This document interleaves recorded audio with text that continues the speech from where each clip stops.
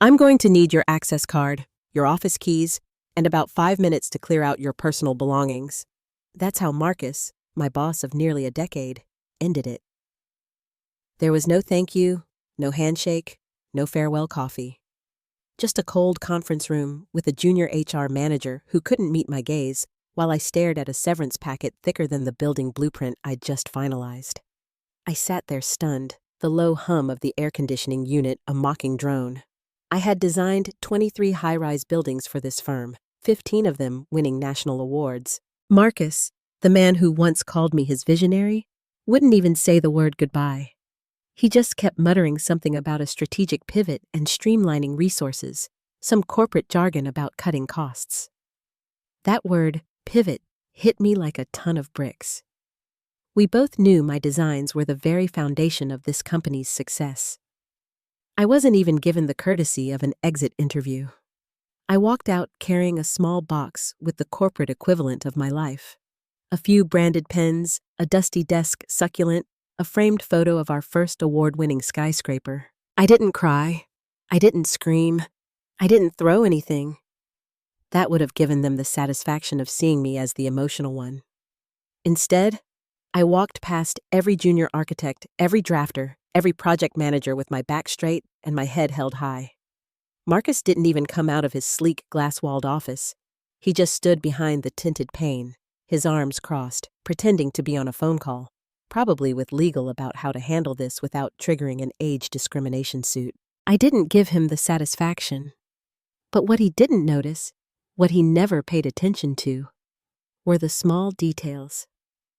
How I took my hard copy binder of major contracts with me. Not out of spite, but pure instinct.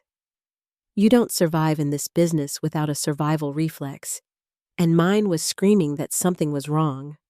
I didn't tell anyone what happened. The official story was that I was taking an extended leave to travel. I updated my LinkedIn profile with a vague status and spent 2 days trying to breathe through the silence. You don't realize how loud office life is until you're alone with your refrigerator humming like a metronome for existential dread. On day 3, I got a call from Jessica, the head of development for Cityscape Ventures, one of our biggest clients. I picked up, trying to sound normal. "Hey, Jessica, everything okay?" She didn't say hello. She just let out a sharp intake of breath and said, "Evelyn's, are you all right?" I froze. "Why wouldn't I be?" I asked. "Marcus's office told us you were on a sabbatical," she said, her voice dropping. "But you didn't say anything to us. That's not like you."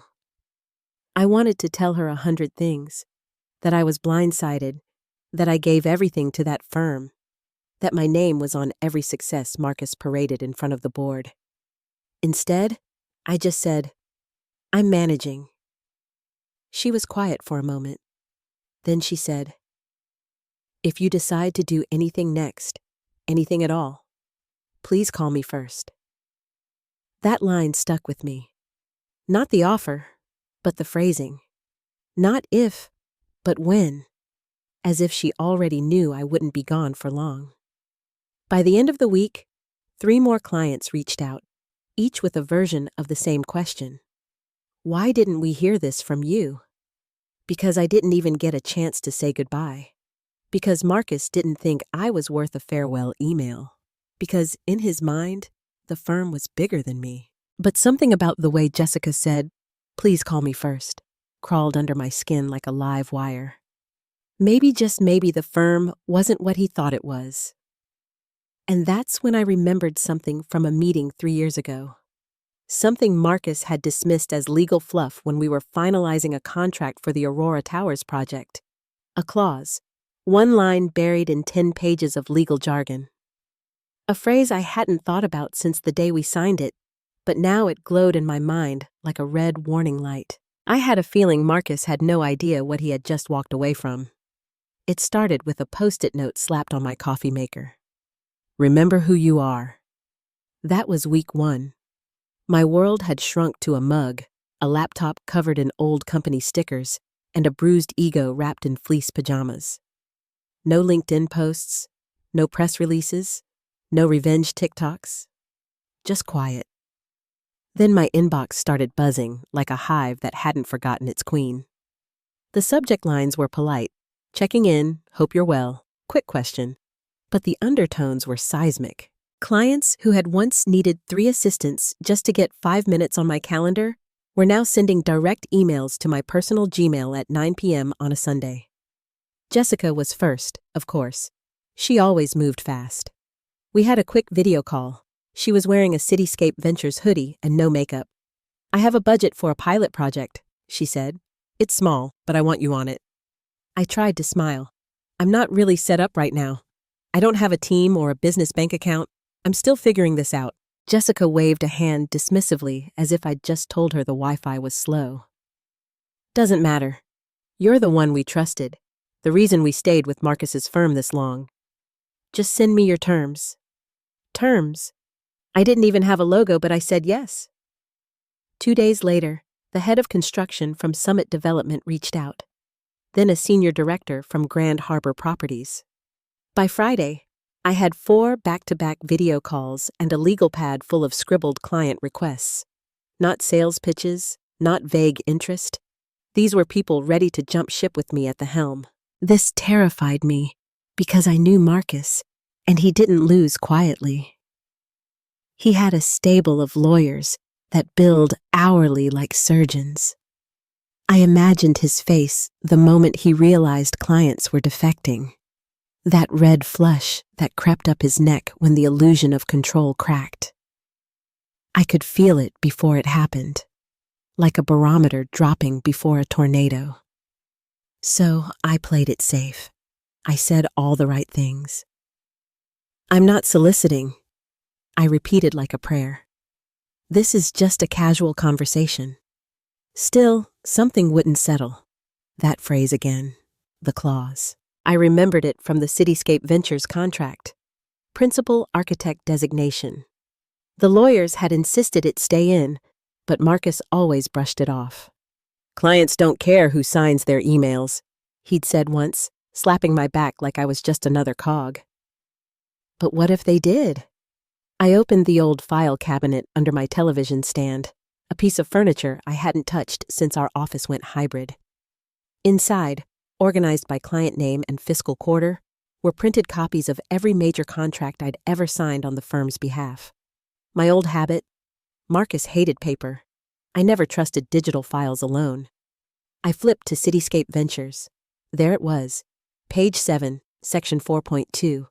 In the event that Evelyn's Ray is no longer the primary architect assigned to Cityscape Ventures, the client reserves the right to terminate or renegotiate the agreement without penalty. I blinked. Not a request, but a right. A contractually guaranteed one. I pulled out 2 more folders. Same language. Evelyn's Ray is designated as the key person for this engagement. It wasn't fluff. It wasn't symbolic. It was legal cement. The next morning, I scanned 7 contracts into a shared folder labeled Potential Defense. I didn't even know what I was defending yet, but something told me it wasn't over. Not by a long shot. And if Marcus wanted to play dirty, well, he should have read the fine print. The 5th time I reread the clause, my fingers stopped trembling. This agreement is contingent upon the ongoing involvement of Evelyn's Ray as the principal architect. Should Ms. Ray cease to provide direct oversight, the client may terminate the agreement without penalty or prejudice. 7 contracts, 7 clients, all with nearly identical wording. I had written the language myself 3 years ago after a heated conversation with a paranoid procurement director who didn't want to be bait and switched post-signing. Marcus had rolled his eyes at the time, muttering something about how we weren't building cults of personality, but I pushed it through anyway. Now here it was, like a neon-lit trapdoor under Marcus's entire case. I didn't throw a party. I didn't pop champagne or scream into a pillow. That's not how people like me celebrate. Instead, I quietly opened a new browser tab and typed, Business LLC Registration, New York. Then I called Sarah. Sarah was my friend, my ex-roommate, and the best small business attorney on this side of the Hudson. We once split a bottle of wine on a rooftop and swore we'd never sell out. She'd sold out. I'd joined Marcus's firm. We both survived. Now I needed her. She picked up in 2 rings. "You're finally starting your own thing," she said, not even greeting me. "I need to show you something," I said. "It's legal. I think it's important." I sent her a PDF with the subject line, "Key person clause, potential leverage." 10 minutes later, she called back, laughing. Not a happy laugh. The kind of sharp, deep laugh that said, "Oh, he's screwed." "I mean," she said, still catching her breath, "this clause, it's surgical. Did you know what you were doing when you wrote it?" I hesitated. I thought I did. Now I'm not sure. She didn't even pause. It's airtight. If those clients came to you voluntarily and this clause exists in their agreements, Marcus has got nothing, except maybe a bruised ego and an ulcer. I leaned back in my chair, suddenly aware of the silence in my apartment. The old floorboards creaked like they were listening in. "What do I do next?" I asked. Sarah's voice softened. "You start onboarding officially. Build the business, hold the line, and send me everything. Contracts, emails, receipts. We'll be ready if he tries anything." And so I did. The next morning, I registered Evelyn's Ray Designs, else the name felt weird at first, like trying on someone else's coat. But when the confirmation email came through, something shifted. Not hope, not revenge, just clarity. I opened a blank document, typed, "Welcome packet, Evelyn's Ray Designs," and drafted a new client agreement. Clean, modern, but with the same clause now front and center. This time, in bold. By noon, I'd onboarded Jessica.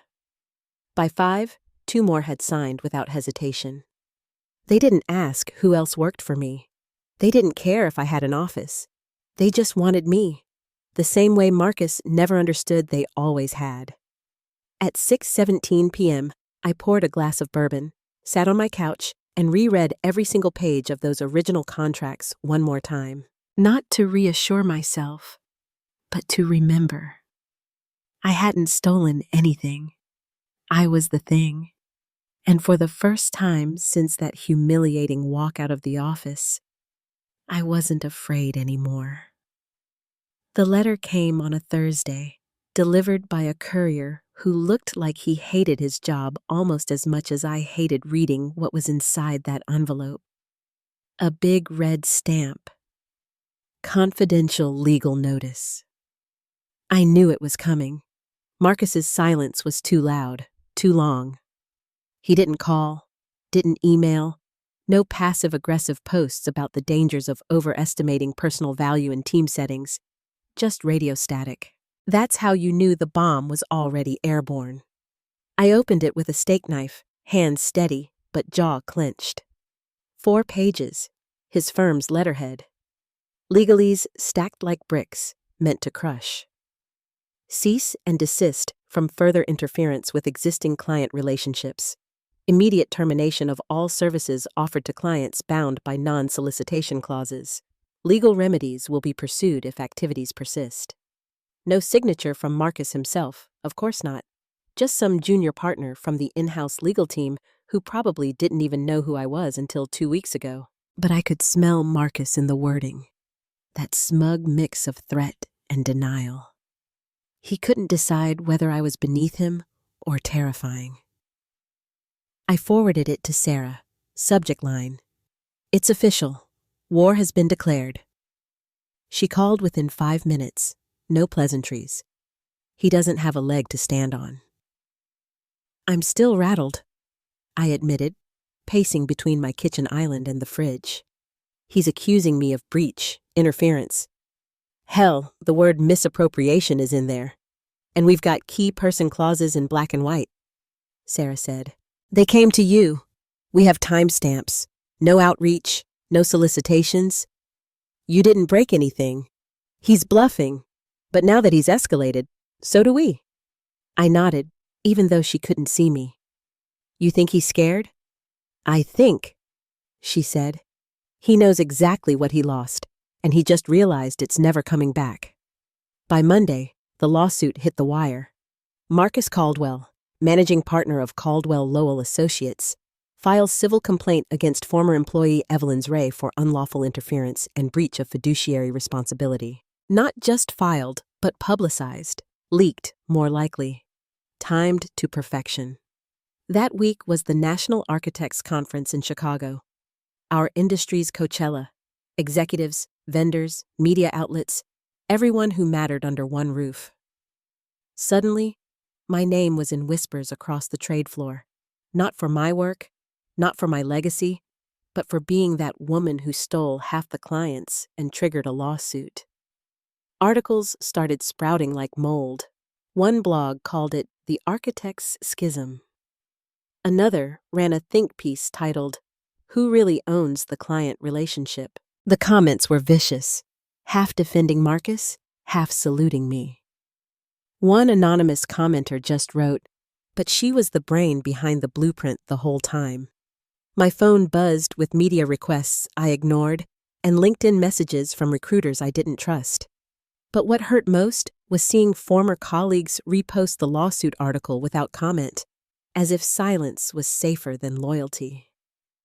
Jessica texted that night, "We stand with you. If you want us to go public, just say the word." I stared at that message for an hour. I wanted to say yes, wanted to post receipts, screenshots, emails dated after my termination. Wanted to scream the truth so loudly it burned Marcus's glass tower to the ground. Instead, I told her, not yet, because this wasn't about noise. It was about leverage, and Marcus just gave me the one thing he never meant to, a spotlight. Now everyone was watching. His lawyers wanted everything: my inbox, my texts, my Slack logs, call history, meeting notes, the Google Docs I'd renamed Grocery List of Paranoia. Marcus's legal team served up a discovery request so bloated it might as well have been labeled Fishing Expedition sponsored by Insecurity and Regret. Sarah smirked when she read it. Classic bluff. Throw the net wide, hope to spook you into settling. Let them dig. There's nothing here except receipts they won't want read out loud. So we gave them everything. Every damn bit. My communication with Jessica, time-stamped 3 days after my termination, initiated from her end, not mine. Same for Summit, Grand Harbor, the whole parade. No solicitation, no poaching, just former clients navigating toward the only lighthouse that had ever kept them off the rocks. We organized it chronologically, color-coded it, and annotated it with little footnotes like we were handing over a museum exhibit titled, "Here Lies the Myth of Marcus's Ownership." Sarah prepped our responses with the precision of a sniper. Be gracious, thorough, let their own questions bury them. Still, it rattled me. Seeing your entire life dissected in legalese is like watching someone autopsy your reputation in real time. Every emoji, every innocent "let's catch up" was flagged, indexed, and measured for malice. But by the third week of discovery, the tone shifted. They were grasping. The deposition requests started rolling in, and Marcus couldn't help himself. He showed up to his own preliminary one like a discount version of a tech mogul on trial. Charcoal suit, smug grin, enough cologne to give the stenographer asthma. And then he started talking. That was his first mistake. He claimed I had enticed clients with confidential strategy docs, except we'd already turned over proof I developed those strategies personally years before his firm ever had the accounts. He implied I had accessed internal systems post-termination and fumbled the dates so badly Sarah got him to admit under oath that he might have misunderstood the timeline. He even alleged I'd bribed a former colleague to pass along information, but when asked for names, evidence, or even vague descriptions, he got cagey. "I'm not at liberty to disclose that at this time," he said. Translation: I made it up and hoped it would stick. And then, like divine timing, it arrived. An email from a burner Gmail account. No name, just the subject line. "You should have this." Attached was a PDF, an internal memo dated 3 years prior, authored by Marcus himself, distributed to partners. Subject line: client language, key person clause. I opened it and scanned down, and there it was. Frankly, I think the key person clause is unnecessary fluff, but if it makes the clients feel warm and fuzzy, fine. Let Evelyn's have her little security blanket. I read it twice. Forwarded it to Sarah with one sentence. Should we knit him that blanket for court? She replied with a gif of a judge slamming a gavel. We didn't respond to Marcus's latest claims. We didn't have to.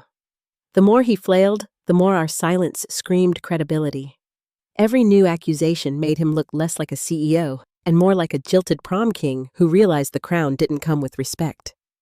I stopped pacing, started sleeping again, got a new desk. A real one, not the kitchen table. Clients kept coming. Revenue doubled. No team yet. Just me, my contracts, and a growing line of people who trusted my name more than any firm's. Marcus wanted to paint me as a thief, but all his colors bled into one shade: desperation. And the more he tried to frame me as the villain, the more the truth looked like a mirror he couldn't stand to face. I found out about the subpoenas through a Slack message from someone I hadn't heard from in 2 years. Marcy Rivera, former senior project manager, corporate goth champion, eye roller, and the only person who ever dared to openly call Marcus a PowerPoint sociopath to his face. Her message was blunt. Just got dragged into the clown show, subpoenaed for deposition. Thought you should know. Also, go get him, oh. I stared at the screen, a strange warmth climbing my ribs. Not joy exactly, more like the feeling you get when the cold starts to leave your bones. The next day, 2 more messages trickled in, all former colleagues, all confirming they'd been pulled in as witnesses. No one sounded panicked. If anything, they sounded relieved, like the truth had finally gotten an invitation to the courtroom. Sarah called that afternoon, voice clipped but humming with quiet satisfaction. We're seeing fractures internally. His team's not holding. One of the depot preps said a witness went off script, started talking about how client retention was always tied to you, not the firm. I sat in silence, digesting that. Then she added, almost offhand, I think it's time we talk about counterclaims. I blinked. Counterclaims? Defamation? Damages? Maybe tortious interference, depending on how far they push their media contacts. You've been hemorrhaging time, money, sleep. They dragged your name through the press with 0 proof. I didn't say anything because for the first time in months, I didn't feel like I had to. Marcus was unraveling without my help. The breaking point came from someone I never expected. Thomas Wu, our ex-business development analyst. Quiet guy, always wore beige sweaters and looked like he was born in a spreadsheet. We'd only worked closely a handful of times, but apparently he'd kept receipts. He forwarded me a redacted copy of his voluntary deposition summary. It included this gem. The key person clause wasn't something Evelyn's pushed for alone. Clients requested it specifically: Cityscape Ventures and Summit. It became a non-negotiable after Evelyn's presented those accounts. I remember Marcus initially calling it a vanity clause, then telling legal to include it so the contracts would close faster. That wasn't just validation. That was motive, history, witness corroboration. I sat down in my new office chair, used, but mine, and let the gratitude wash over me in layers. Not the soft kind, the kind that comes from knowing people saw what you did, even if they never said it. The kind that feels like finally hearing your own name said with respect you didn't have to beg for. I looked around, framed the moment in my head like a Polaroid. Laptop open to contract drafts, boxes stacked with client onboarding forms, the faint hiss of my tea kettle about to boil. My empire didn't look like marble floors and interns fetching expensive lattes. It looked like discipline. It looked like earned ground. And Marcus? He was standing in quicksand, throwing lawsuits like life rafts, not realizing they were already sinking. Sarah's voice echoed in my head from that first call. He knows exactly what he lost. He just realized it's never coming back. We weren't just going to win, we were going to make it hurt. It started with a headline so absurd I thought it was satire. Former strategist accused of corporate espionage in ongoing lawsuit. Published by a third-rate industry blog that once ran a story about email fonts that boost conversions. It quoted sources close to the matter who claimed I'd used internal trade secrets to lure clients, blackmailed a former intern, and, my personal favorite, hacked into proprietary strategy decks stored on Marcus's private server.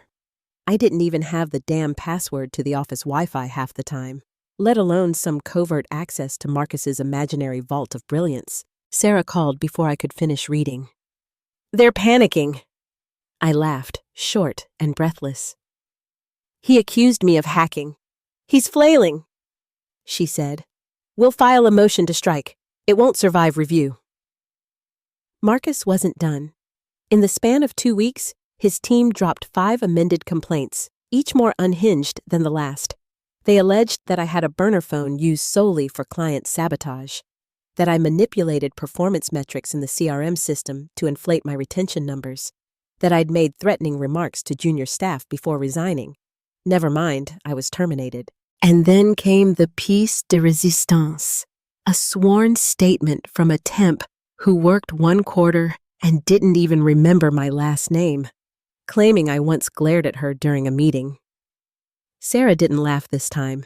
She just said, "We bury him in evidence, 1 motion at a time." And so we did. For every accusation, we filed documentation so thorough it looked like we were prepping a Netflix true crime documentary. The hack documents Marcus cried about, all strategies publicly presented at client conferences 2 years ago. The performance inflation? Pulled straight from quarterly reports signed off by his own hand. The burner phone? A number linked to my old Starbucks rewards account.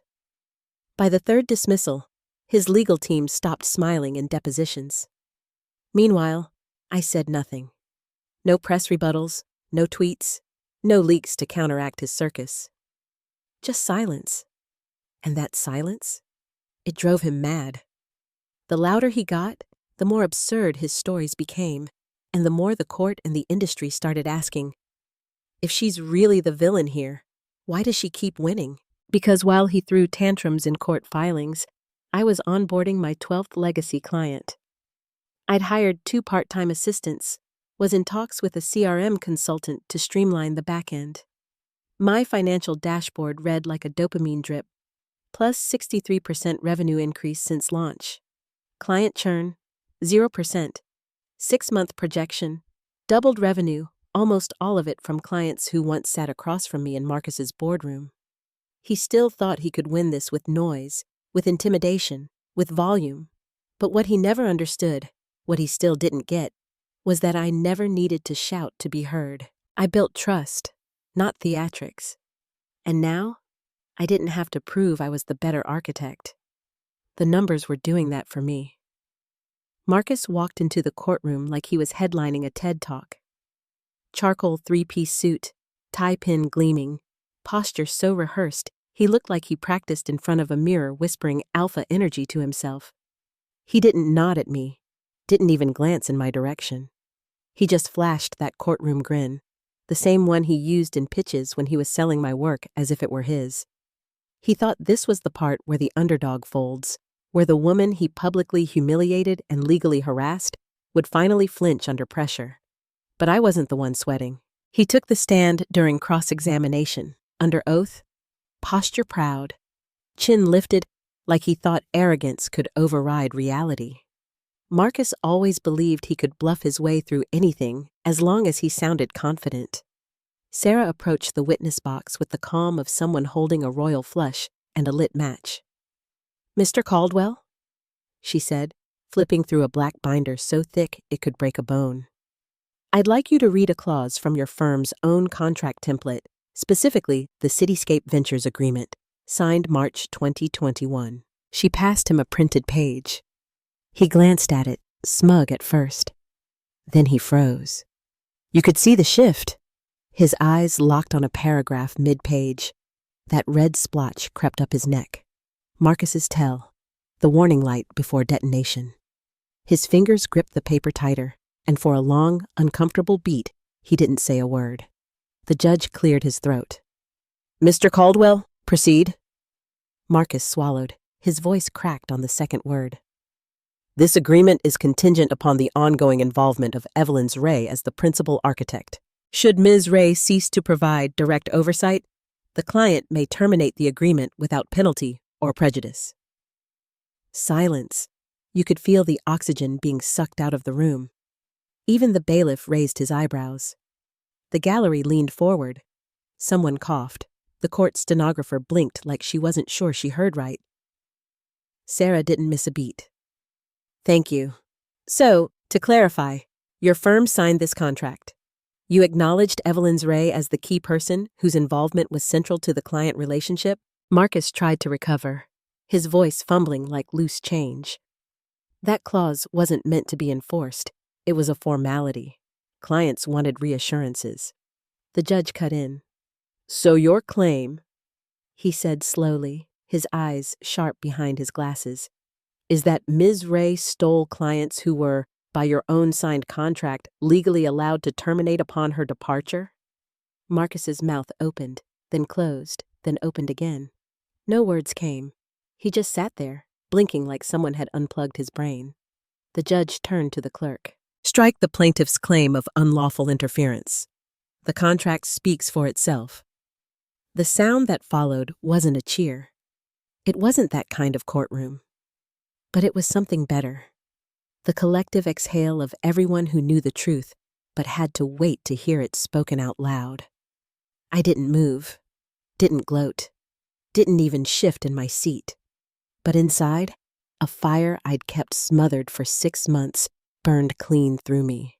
Not rage, not vengeance, just that deep, thrumming release that comes when the world finally catches up to what you already knew. My jaw loosened, my shoulders dropped half an inch, and I smiled.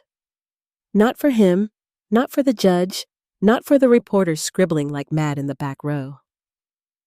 I smiled for myself because the war was almost over, and Marcus had just read his own eulogy. The gavel struck once, sharp, final, biblical. Case dismissed with prejudice. Just like that, it was over. Marcus didn't react at first. He sat there, statue still, eyes glazed, jaw tight. The courtroom around him rustled with quiet movement, papers being shuffled, bags zipped. Relief exhaled in hushed tones. But he stayed frozen, like his brain couldn't process a world where he wasn't the smartest guy in the room. The judge stood. The bailiff called. Court adjourned. Sarah leaned over and whispered, "Congratulations. He'll need a new hobby now. Maybe stamp collecting." I nodded, rising slowly, deliberately. I didn't want to rush it. I wanted to remember the texture of this moment, the sound of shoes on courthouse linoleum, the rustle of fabric, the low hum of reporters sniffing out quotes like bloodhounds. As soon as we stepped outside, the cameras swarmed, a dozen mics in my face, flashes popping like popcorn, questions firing off too fast to register. "Ms. Ray, how does it feel to win? Any plans to countersue? What's next for Evelyn's Ray Designs?" I raised a hand, not to silence, but to steady. "I'd like to thank the court for allowing the truth to speak for itself," I said. My voice didn't shake. "I've always believed that trust, real trust, can't be stolen. It's earned, and it follows you when you leave the room." I started to step back, but then paused. "Oh, and one more thing." They leaned in. I took a deep breath. "My firm has just finalized acquisition terms," I said.